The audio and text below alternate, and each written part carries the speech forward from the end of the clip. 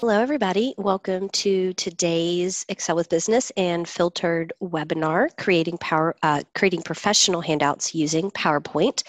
I like to do a sound check and a screen share check anytime I do one of these to make sure that I have unmuted myself and also that I've shared my screen. I've been known to do neither in the past and kick off the webinar, and it doesn't work for anybody. So hopefully you can hear me, and you can type a quick got it in the chat box, and that way I'll know if somebody can just let me know they see my title slide and that perfect. Thanks so much that that you can hear me.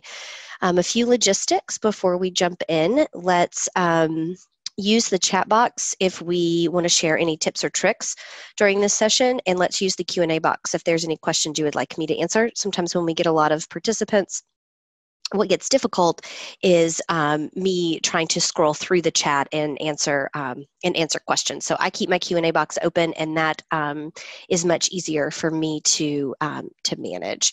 So a little bit about myself before we jump in. I've been teaching for Excel with Business and Filtered for quite some time now. And I really specialize in instructional design. One of my favorite instructional design tools is PowerPoint. You don't have to be fancy and know Photoshop and Illustrator in order to make good instructional materials. And you also can do better than Microsoft Word. And so PowerPoint is a tool that everybody has, and one that I've really grown to love and train a lot of folks on using. I live in Charlotte, North Carolina, and if you would like to connect with me, feel free to reach out to me on LinkedIn, or you can check me out at my website, cltleads.com. All right, so PowerPoint is a really amazing tool for creating handouts, and the biggest reason why people don't use it for that is because when we think of PowerPoint, we think of it as a presentation tool. And so, yeah, that's PowerPoint's main job, is presentations, but PowerPoint has a second job, and that second job is the ability to create 8.5 by 11 documents that no one can tell weren't created in Microsoft Word. So PowerPoint, what do I want to say here? PowerPoint is really great at making easy to manipulate pages. Word is not so great at making easy to manipulate pages. So if you are just typing a handout and it's just paragraphs of information or it's just bullet points, use Microsoft Word for sure. But if you are creating professional handouts that have charts in them, that might have some graphs in them, that have illustrations in them, pictures, then Word is not the best tool for that. PowerPoint is. And so I'm going to take you through in this webinar, I'm going to take you through some handouts I've created in PowerPoint and show you all the tips and tricks and all of the things that I do, so that by the end of the webinar, you are able to start using PowerPoint right away. So the first thing that I want to cover is why PowerPoint really is the best tool. So I've mentioned easy to manipulate, but let me actually show you what that means. So formatting shapes is really easy in PowerPoint. So creating a text box, drawing a square, and then moving it all around on the screen is great. In Microsoft Word, if you create a text box, you have to format it so it doesn't automatically have lines around it. Then it's difficult to move it. You can't move it into the header space, and you can only move it to, a certain, within a certain few centimeters of the right or left margins. And PowerPoint doesn't have any of those restrictions. You can create templates in PowerPoint. So you, just like you could create master slide templates, you can create templates in PowerPoint and have your handout formats ready. And then when you are ready to share, you just save as a PDF. So when I make handouts in PowerPoint, I do not send the PowerPoint file to end users. I save as, turn it into a PDF, And that's what I send out to folks. So it even ups the professionalism one more step, because I'm not just sending out a Word document. I am sending out a PDF that is everything they need to know. Now, if you are creating handouts that other people need to offer feedback on, you might need to do it in Microsoft Word. But if you're creating handouts to train people on information or to communicate something, then definitely use PowerPoint, save it as a PDF, and you'll be good to go.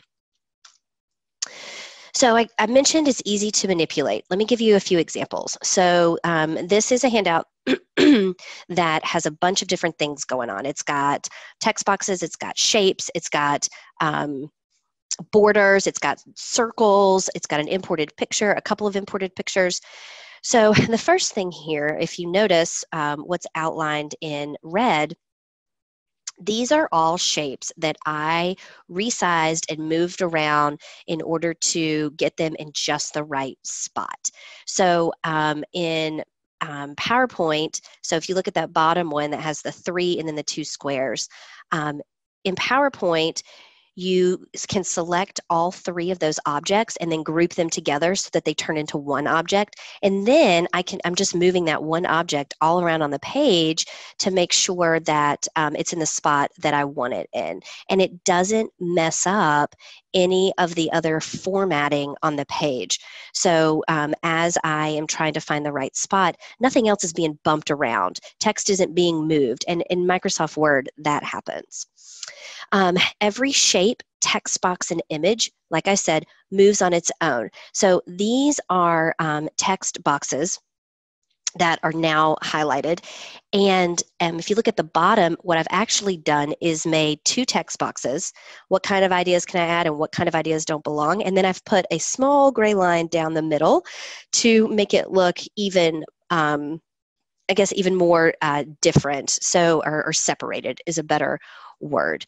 So all of these pieces, I'm just adding and I'm moving it, and then it's done. So extremely easy to make that happen. Let's take a look at this. So this is a very simple newsletter format. I don't like using Microsoft Word for newsletters, again, because everything is so clunky. It's difficult to format and get everything in the right spot. And so in this one, what we have are text boxes. And then here in the middle, I've created, I've done a few things here. So that picture is in the background, that's in the background has just been resized to be a rectangle. And then what you see outlined in red now is a square or a rectangle shape that I changed the color on and made it transparent so it ups the professionalism a little more. And then I just layered a text box on top of that.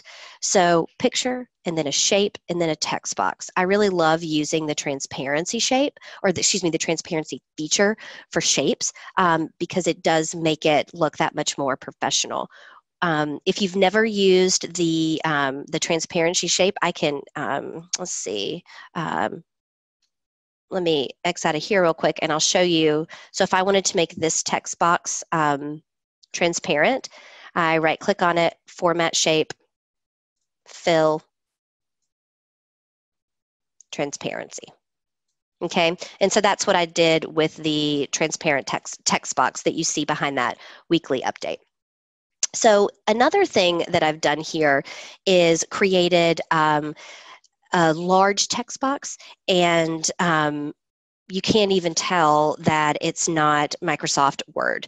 So I, bolded the title, I made the text font size smaller, and it doesn't look any different. So one of the things I'll tell you in another section are the formatting must-haves for creating handouts in PowerPoint, because when you open PowerPoint, it defaults your font size to size 18.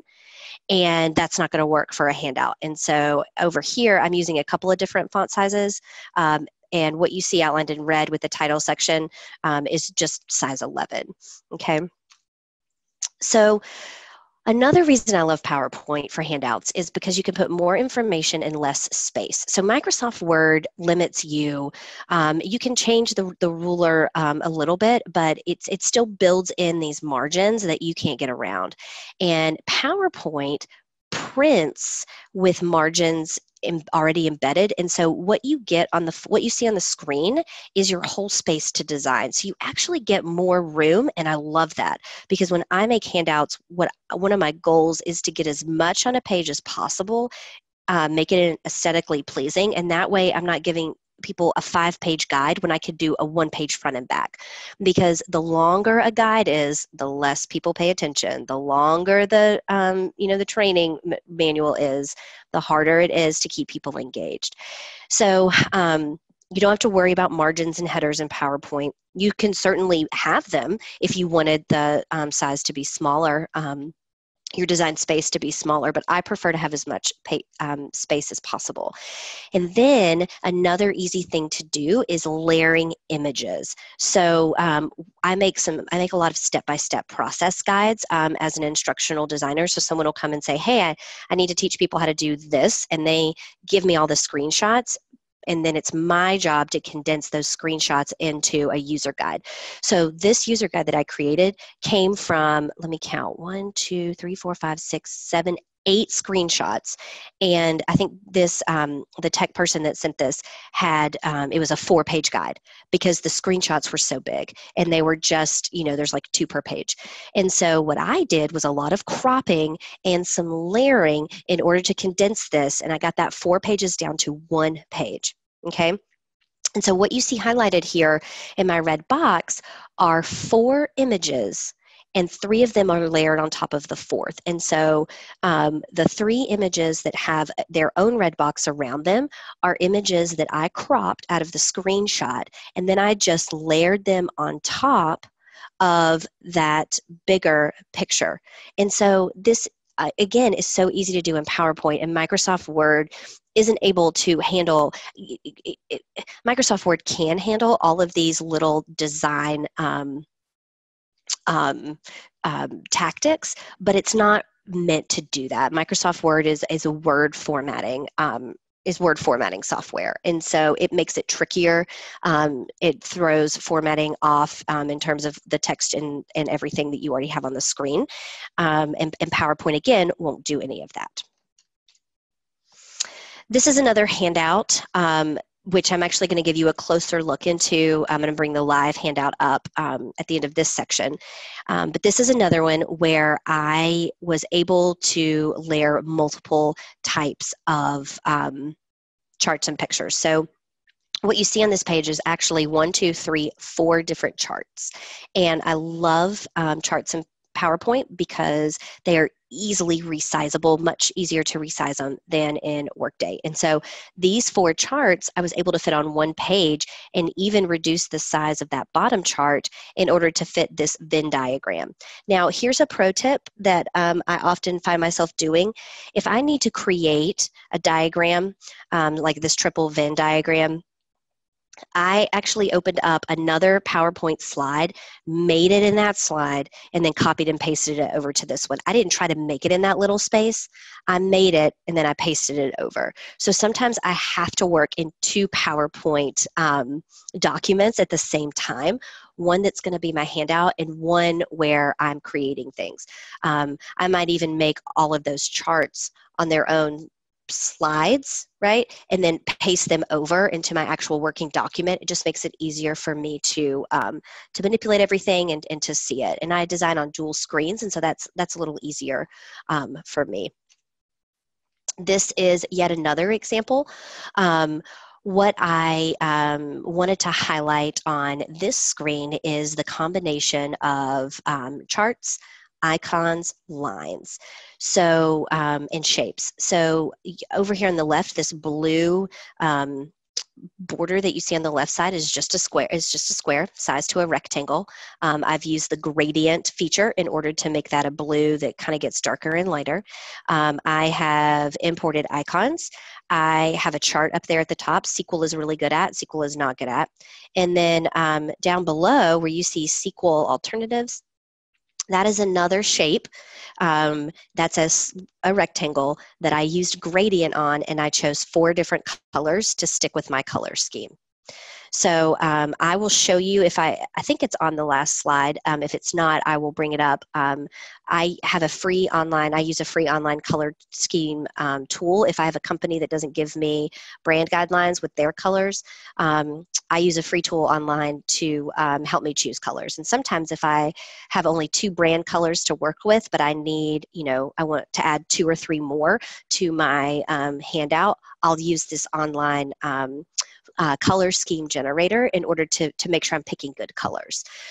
Because that's another thing of professional handouts, having good colors and making sure everything flows. So again, just a lot of things crammed onto this page, but it looks very clean, it looks very crisp, it looks very professional. And part of that is because of all of the white space and the lines. So you can see a very clear introduction, a very clear middle, and a very clear end to this. Okay, and getting it all on one page is something I wasn't going to be able to do in Microsoft Word. All right, so before we jump into formatting essentials, I wanted to, let me see if I can bring it up here. I wanted to show you this live document that is in, this live document that is in my, on my screen now. So hopefully you can see this live document. So this is, I'm right in PowerPoint, but here I'm using it as a handout tool. So what I have here is this shape, okay? I have a text box and another text box, so everything is layered. And then these charts, I can move all around. So if I wanted to reorder them, that's really, that's really simple to do. If I want to look at spacing, see how I've got my alignment turned on? So I can really focus on making sure that everything is lined up. So now I know that it's centered. Now I know when the space between the first chart and the second chart and the third chart is lined up. Again, just super easy to do. I don't have to go in like in Microsoft Word and choose tight or choose inline with text or choose middle. I can do all of that just by moving my mouse around in PowerPoint. So if I look down here, I was talking about, whoa, where'd my mouse go? I was talking about, there we go, not designing directly on the screen. So you can see here that this triple Venn diagram, I did exactly what I explained previously, which is I drew it on another PowerPoint slide, and then I copied and pasted it in, and then I just layered text boxes over it. I wanted to demonstrate very quickly exactly what I mean by when I say I created another slide and then I copied and pasted it in. So I don't know what is happening here. I'm not able to see my mouse. I guess it's because I have another PowerPoint up. Let's see real quick. Let me try one more time. There we go. So here is my slide. I've got it set out. We'll just go right here for now. Okay, so on this screen, let's say I want to make a triple Venn diagram, and I'm just going to do something very quick. So I've got my circle, I've got my, so here are my 3 circles, okay? And I know that there are other ways to do this, and I'm just, I could use SmartArt if I wanted to, but I'll just focus on this right now, or this way. And so now I'm going to right-click, I'm going to choose Format Shape. Here I am again showing you this transparency piece, just so you can see it one more time. And then, I know these aren't all the same, but that's fine. Okay, so I'm going to use this triple Venn diagram. Here's my tip for if you make an image and then you want to put it on your handout page. You can, so here's my select all. You can right-click, you can right-click and choose copy. And then paste it right in. But I like to copy as a picture. So I'm going to choose copy, but watch when I come over here. When I right-click, instead of choosing paste, which is going to paste these as the 3 circles that I just made, I'm going to paste as a picture, okay? Now it's one shape. right? It's one picture. So now when I go down here, I didn't make one that matched. Let's try that. When I go down here to this space, instead of resizing 3 circles, right, I'm resizing based on the space that I have. So again, when I went to paste, instead of just pasting directly in, I chose the picture paste option. And there's keyboard shortcuts for all of this.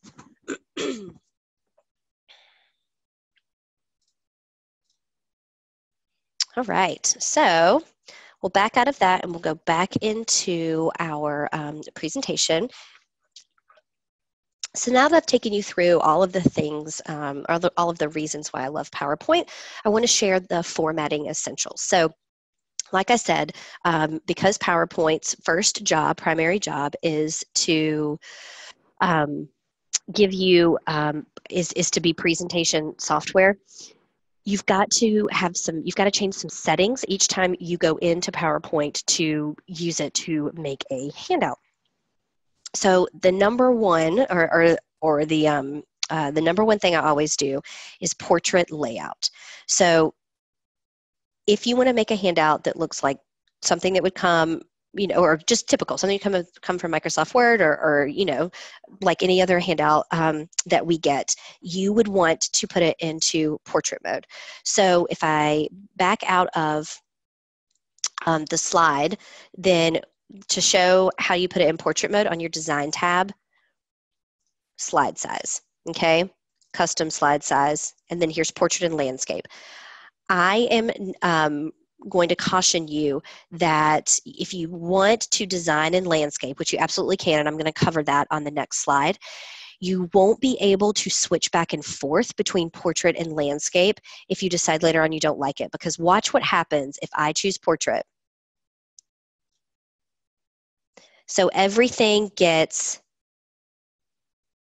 automatically, PowerPoint tries to fit what you've done on the slide. And so everything, look at that, none of it works. So I'm going to undo that. There we go. So when you are making a handout, choose portrait mode.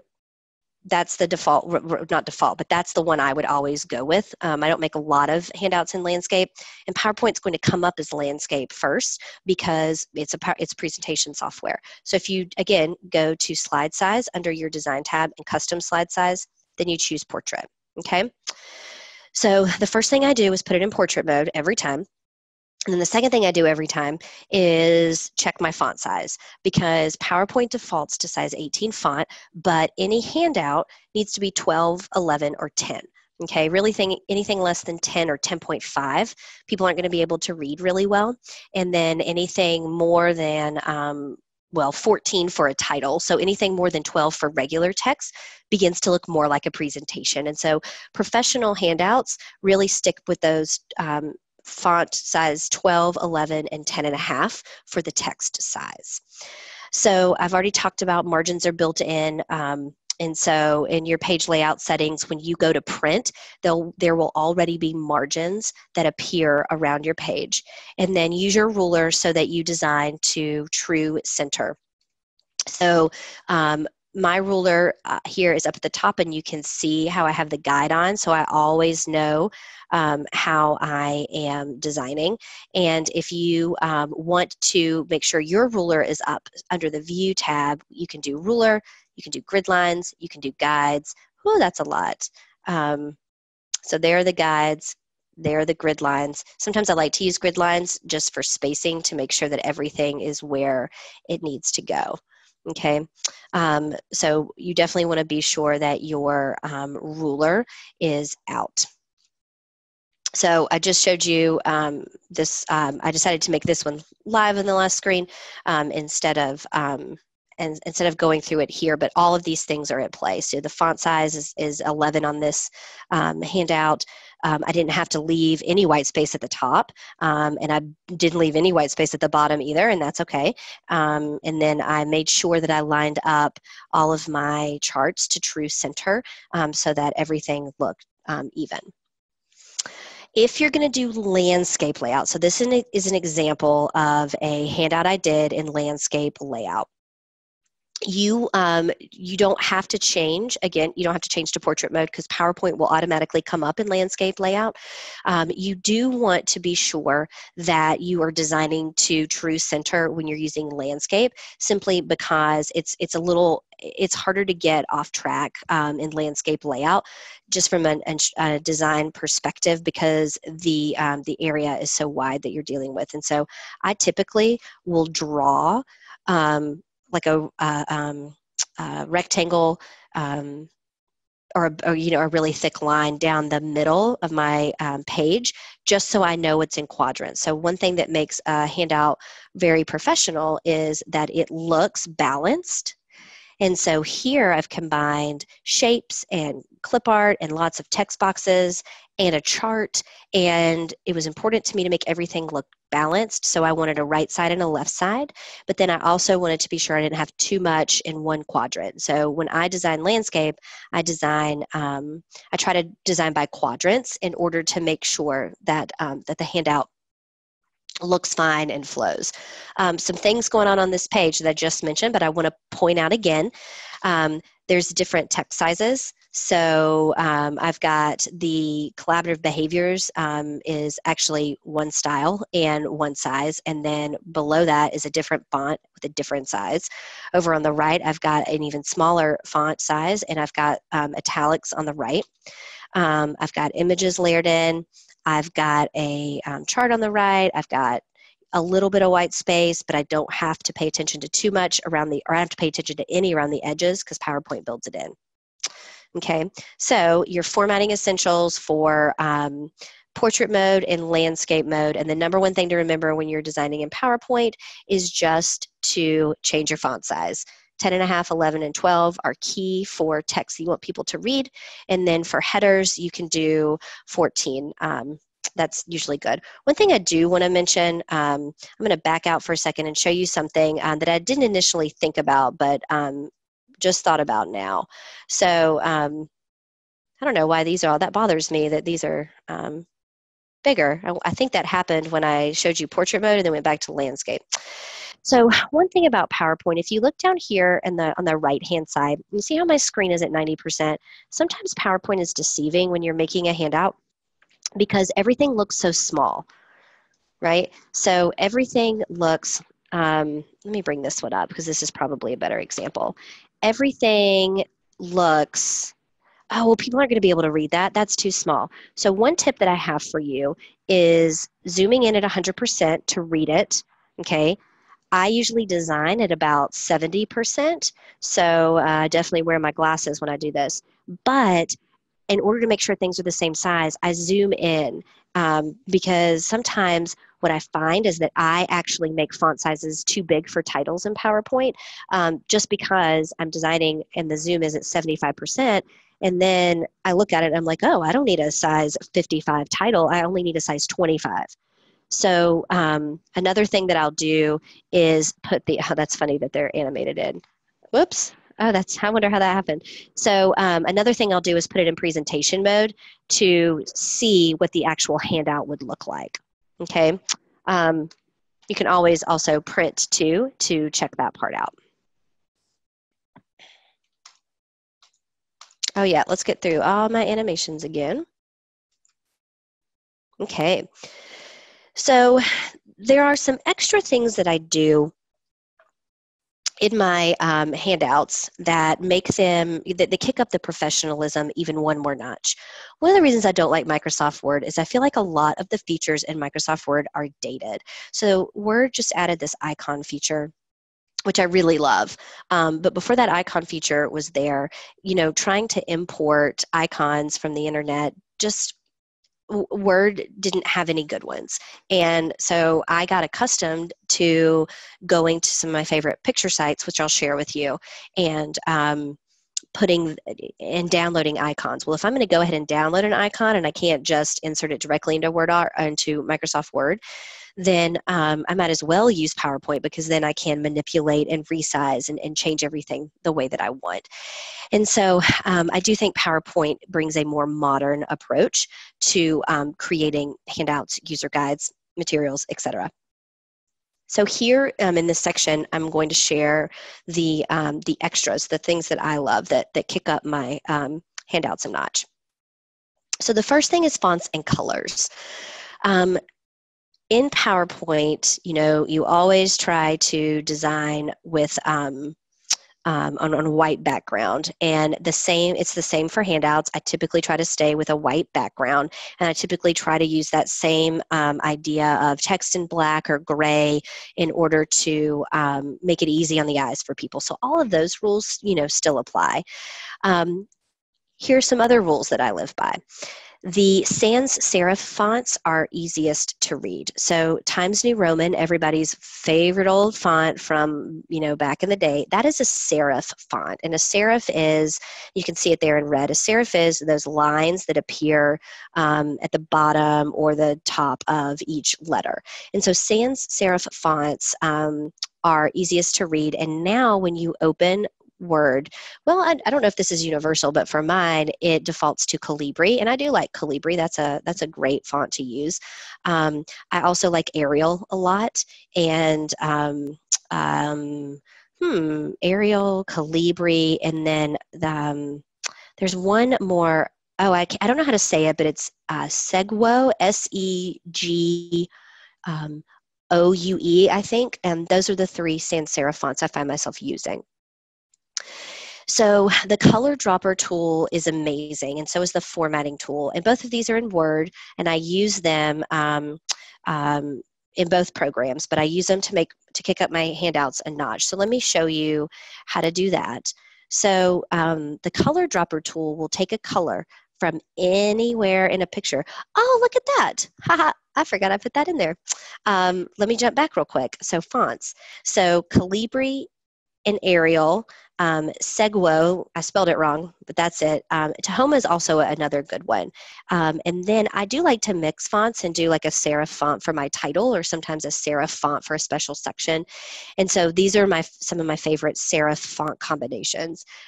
This stuff is all over the internet. You could Google, favorite font combinations and see what other designers out there do. I'm not a graphic designer, and so what I am looking at in terms of font is easeability to read. So readability, that's the word, right? So these are the combinations. I just stick to them because I know that they work and I know that they're good for instructional design. All right, so the color dropper tool will take a color, any color that's in a picture, and turn the shape or text box into that color. So let's watch this. I want to change this shape. I don't like this blue, right? I put it up here for a reason. You're probably like, oh, that's hard to read, or oh, that looks weird. And yeah, I did it for a reason. So now I'm going to right click and I want to fill this with a different color. I could choose one of these colors, or I can come down here to eyedropper. And if I hold my mouse over it, it gives you the example here. Click within the window, pick a color outside of the window, click and drag. Okay, so what that means is I'm going to click eyedropper. See how my mouse is now on eyedropper? So watch as I roll over, and now I'm picking up every color in this picture. And I think that this tool is so awesome. Oh man, doesn't that look so much better? So yeah, this looks better for PowerPoint users, but think about that in terms of handouts and how much better your handouts will flow if your pictures are the same color. So eyedropper tool is great. Another thing, color drop. I put color dropper, but it's the eyedropper tool. Another thing that's great is this formatting painter tool. And so if I highlight text, then in my little floating toolbar that appears, if I click Format Painter and then I click and drag, I can automatically format anything so that everything looks uniform on the page. And so in handouts, I will, let's see, if I go back to this one, I will use the Format Painter rather than change the font size to size 12 every time, rather than change the font to whatever I want. I will oftentimes type things and then just format paint. So I'll change all the settings in one, like this collaborative behaviors paragraph, and then I will just format paint all of these other ones. And it just saves me time, and it helps me make sure that everything is uniform, because professional handouts, are only professional if they look uniform, right? And so if all of our fonts are different sizes and things don't look lined up, then they don't look like professional handouts. And then text boxes and shapes are your friend. So if you, like I said when I opened up our session, if you just want to type text and you need to type paragraphs or you need to just add bullet points and you don't need to manipulate lots of different pictures or text boxes or shapes on a page, then just use Microsoft Word. But if you want to kick your handouts up a notch, like the ones that I've been showing you, use PowerPoint for those because they are your friends when you're trying to create a quick user guide or try to create a step-by-step process or even a booklet. PowerPoint does all those things very easily, and it's all because of text boxes and shapes. So where do I get my images from? I have a few places that I love to get images. So on the left side, I have shared my favorite websites. The top two websites, pexels.com and Unsplash, are completely free. So these are royalty-free images that you download for free and that you use for free. They do ask that you attribute the author or the artist, the photographer. And if I am creating something that I'm going to put on my website, I do. If I'm creating it for internal use in a company, I usually don't add that because it's just for internal use. So then this picture you see up here in the newsletter, that came from pexels.com. So I love both of those sites. If you have a budget, then iStock Photo is hands down the best photos and illustrations out there. Icons, process charts, you name it, iStock Photo has it. It's an internationally renowned photo repository, but it costs money. And so you can buy a subscription, you can pay by download. I get very high quality images from iStock Photo. And I love it. I always go there first. They always have what I need. If I am unable to use iStock Photo for something, I go to Pexels and Unsplash. The new icon feature that's in Word is also in PowerPoint, and so there are some icons to choose from. But my favorite icon site is flaticon.com, and it's free.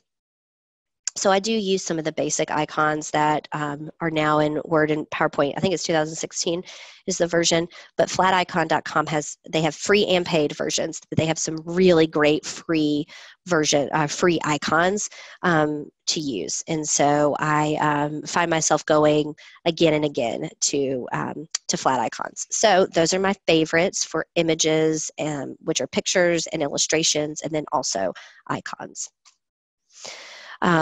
I think I put this up here. Both of those icons came from Flaticon, or excuse me, the icon, the little medicine bottle came from flaticon.com, and the person came from iStock Photo. I think he was in line with there were 5 people in the picture, 5 illustrations, and I just cropped it so that I could just use one. So then the other piece of this is inspiration, because in order to create professional handouts, you also want to be inspired. Tess, how do you know what formats to use? How do you make everything fit so nicely? I do a lot of searching for inspiration, and so these are some of my favorite spots. On office.com, they do have a templates section that has some really good template ideas.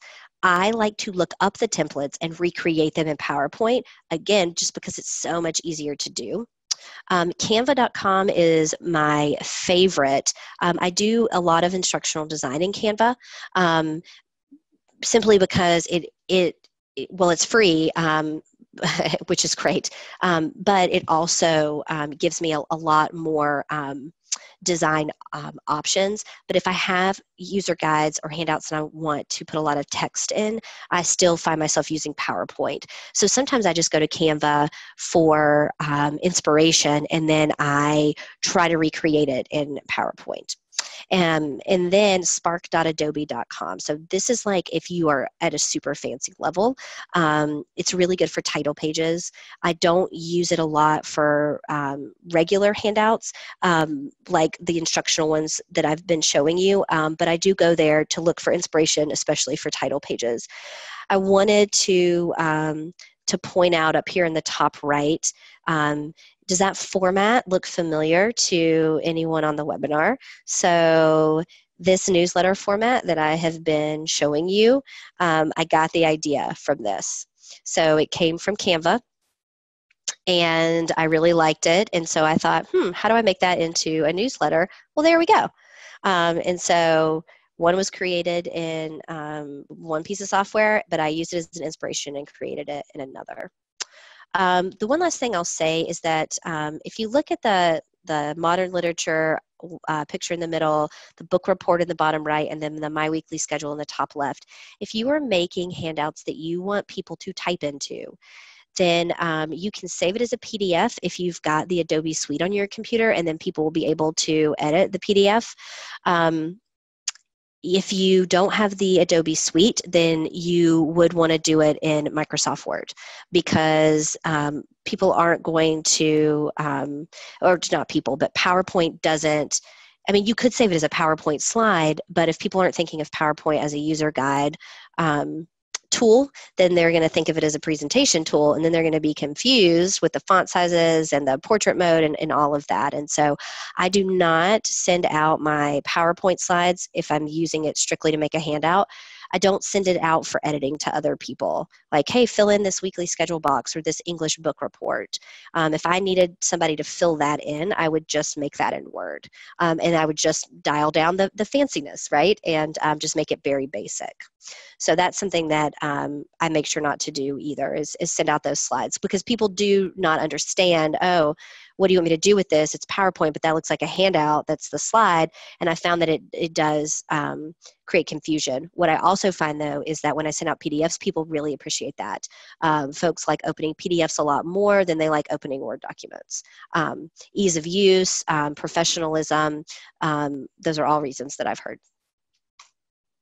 All right, so we zoomed right through this. I didn't know if I was going to get a lot of Q&A. I have definitely in the past gotten a lot of questions, and so I built in some time for that, but we've been quiet over here today. So I'll take any questions now if anybody had one during the webinar. And the thing I'll leave you with is that when I started designing materials for corporations, I was first a member of a huge instructional design team. And these were designers that some of them used eSpark to create e-learning and Adobe Suite to do really fancy stuff. But then there were a group of us who needed to make user guides and supplementary materials for managers and for leaders. And so everybody was doing it in Word. And I remember the first time I was like, but this would be so much easier in PowerPoint. Let me just see if I can make this work. And one of my coworkers said to me, why in the world did you use PowerPoint for this? And it seemed so far-fetched for him that you wouldn't just use Microsoft Word to create a user guide, and you wouldn't just use PowerPoint to create presentations. And so at that point, I was like, maybe I'm onto something here, and I was. So so there you go. I hope that you are able to adapt PowerPoint to your needs and start using it for handouts too, and I hope it kicks everything up a notch. I do have a question that came in as we wrap up here. How do you set up auto align when designing? So you know what? That's a really good question. Auto align in PowerPoint, because let me come over here real quick. I have taken it for granted that I have auto align, and I wonder if it just was part of the 2016 version that I got. Let's see. You know what? I do not have an answer for you for that. I'm wondering if it's not in this View tab. Let's see. Snap objects to grid. Oh, here it is. They're called Smart Guides. Oh, yay. I'm glad I found this answer. So let me show you how to get there again. Go to View and Show. And I have Display Smart Guides when shapes are aligned. And that is, that's the money for me. I take that for granted that I didn't even cover it in the session. That's the money for me with handouts, because that's how it shows me how far everything is apart, like you saw me doing with the charts. I don't like snap objects to grid, but it actually is helpful if you struggle with lining things up, because it will make sure that you are, everything is not just, half of a centimeter off from a line or a part of a grid, but right on line with it. So that can be helpful too. This display grid on screen, you can even change the size of it, which is cool. But yeah, so those are called smart guides. Any other questions as we wrap up?